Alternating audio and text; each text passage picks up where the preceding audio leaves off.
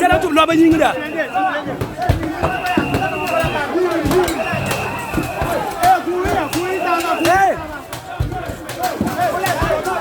lo ba ya nyingi da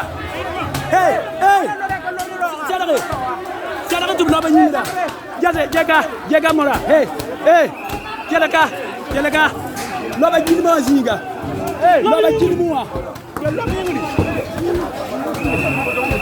lobni daw ka lob wa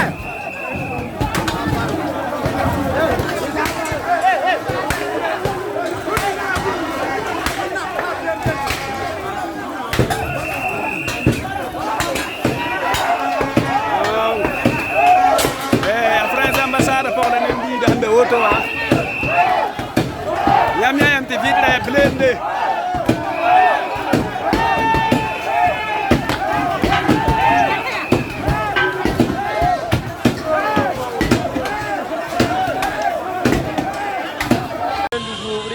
l'accès à l'ambassade de France. Voilà, la police, les militaires ont ouvert l'accès à l'ambassade de France. La population est en train de prendre d'assaut. La population prend d'assaut l'ambassade de France. Voilà, là c'est en direct. Notre envoyé spécial. Voilà.